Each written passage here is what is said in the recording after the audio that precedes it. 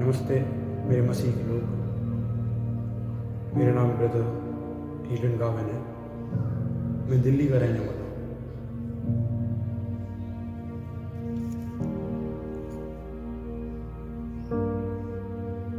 मेरे प्यारे मसीह के लोग, मैं रोज आपको एक कहानी जो बाइबल द्वारा पढ़ के सुनाऊंगा और आपको कमेंट बॉक्स में जो कमेंट बॉक्स दिया गया है उसके द्वारा अपने समझ और अपनी अंतर आत्मा क्या कहती है, वो कहानी आपको क्या सिखाती है, क्या संदेश देती है, वो आप कमेंट द्वारा हमें बताएंगे ताकि हम हर एक मसीह के लोग का मनोबल बढ़ाएंगे और हर एक मसीह के लोग साथ में जुड़ के आगे बढ़ेंगे।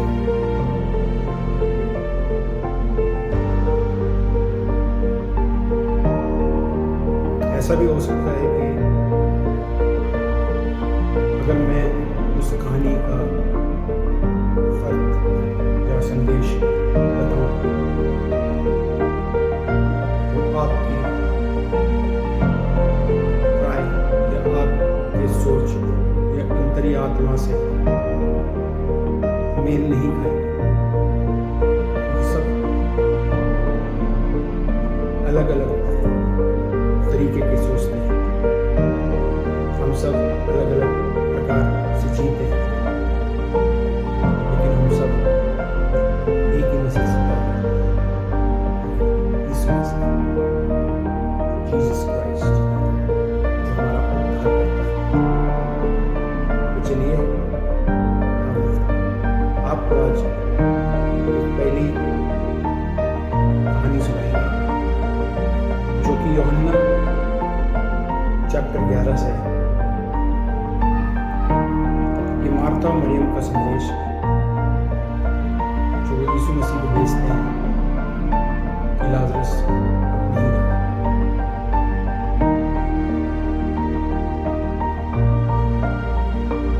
बेतनिया के निवासी लाजरस नामक व्यक्ति बीमार पड़ गया। बेतनिया मरियम और उसकी बहन मरता का गांव था। ये वही मरियम थी जिसने इत्र से प्रभु का विलेपन किया और अपने केशों से उनके चरण पोंछे। उसका भाई लाजरस बीमार था। इसीलिए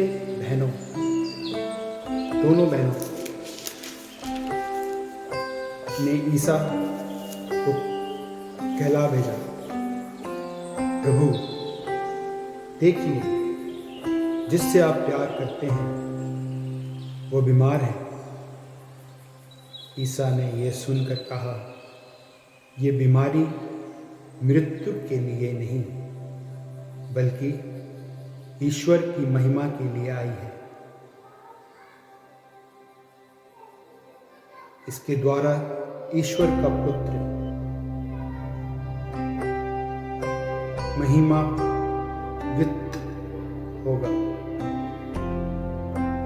ईसा मार्था, उसकी बहन मरियम और लाजरस को प्यार करते थे। यह सुनकर लाजरस बीमार है, वह जहां थे वहां और 2 दिन रहे। किंतु इसके बाद उन्होंने अपने शिष्यों से कहा, आओ हम फिर यहूदिया चलें। शिष्य बोले, गुरुवर, कुछ ही दिन पहले तो यहूदी लोग आपको पथराव से मार डालना चाहते थे, और आप फिर वहीं जा रहे हैं? ईसा ने उत्तर दिया, क्या दिन के 12 घंटे नहीं होते जो दिन में चलते हैं, वो ठोकर नहीं खाते?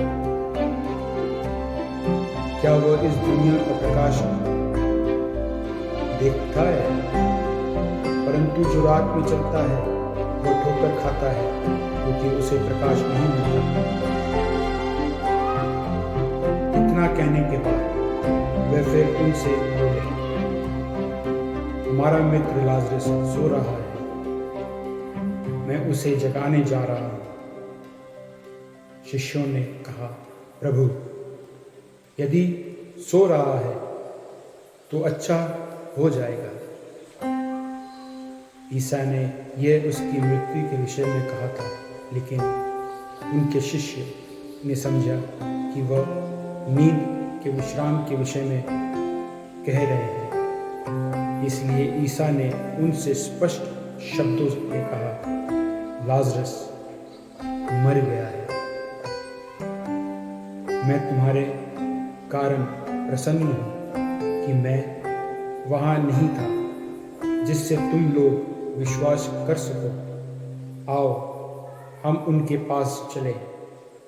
इस पर थॉमस ने, जो यमल कहलाता था, अपने सह शिष्यों से कहा, हम भी चले और इनके साथ मर जाएं।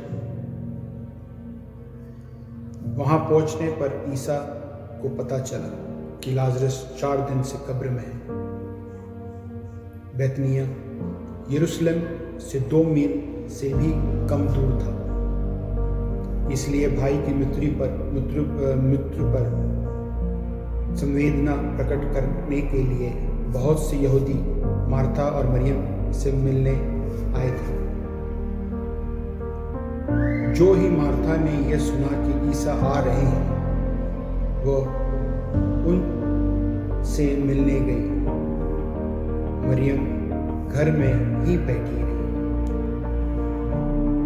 मार्था ने ईसा से कहा, प्रभु, यदि आप यहाँ होते तो मेरा भाई नहीं मरता, और मैं जानती हूँ कि आप अब भी ईश्वर से जो कुछ मांगोगे, ईश्वर आपको वही प्रदान करेगा। ईसा ने उससे कहा, तुम्हारा भाई जी उठेगा। मार्था ने उत्तर दिया, मैं जानती हूँ कि वह अंतिम दिन के पुनरुत्थान के समय जी उठेगा।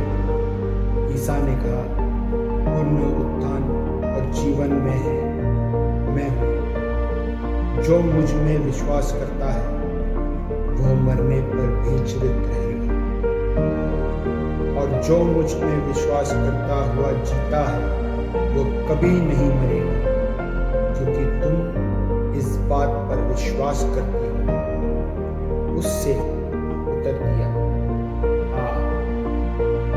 उसने उत्तर दिया, हाँ प्रभु, मैं ढूंढ विश्वास करती हूँ, और आप वह मसीह ईश्वर के पुत्र हैं जो संसार में आने वाले थे।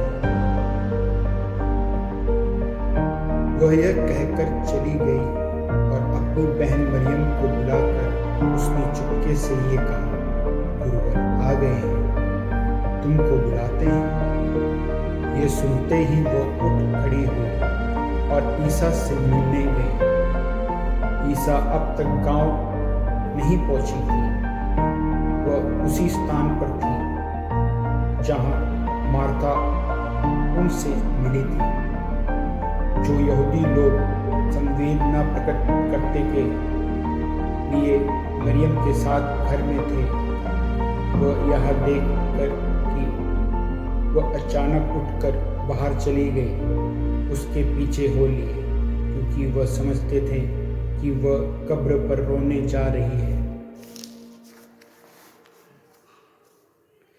मरियम उस जगह पहुंची जहां ईसा थे। उन्हें देखते ही वह उनके चरणों पर गिर पड़ी और बोली, प्रभु यदि आप यहाँ होते तो मेरा भाई नहीं मरता। ईसा उसे और उसके साथ आए हुए यहूदियों को रोते देखकर बहुत व्याकुल हो उठे और आह भरकर बोले, तुम लोग ने उसे कहाँ रखा है? उन्होंने कहा, प्रभु आइए और देखिए। ईसा रो पड़े। ईसा पर यहूदियों ने कहा, देखो उसे कितना प्यार करते थे। किंतु कुछ लोग ने कहा, इन्होंने तो अंधे को आंखें दी, क्या वो उसको मृत्यु से नहीं बचा सकते? कब्र के पास पहुंचने पर ईसा फिर बहुत व्याकुल हो उठे। वह कब्र एक गुफा था जिसके मुंह पर एक बड़ा पत्थर रखा हुआ था।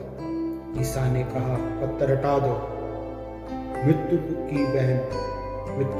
की बहन मार्था ने उससे कहा, प्रभु अब तो दुर्गंध आती होगी, आज चौथा दिन है। ईसा ने उसे उत्तर दिया, क्या मैंने तुमसे ये नहीं कहा था कि यदि तुम विश्वास करोगी तो ईश्वर की महिमा देखोगी? ईसा पर लोग ने पत्थर हटा दिया। इस पर लोगों ने पत्थर हटा दिया। ईसा ने आंखें ऊपर उठाकर कहा, पिता मैं तुझे धन्यवाद देता हूँ, तूने मेरी सुन ली है। मैं जानता था कि तू सदा मेरी सुनता है।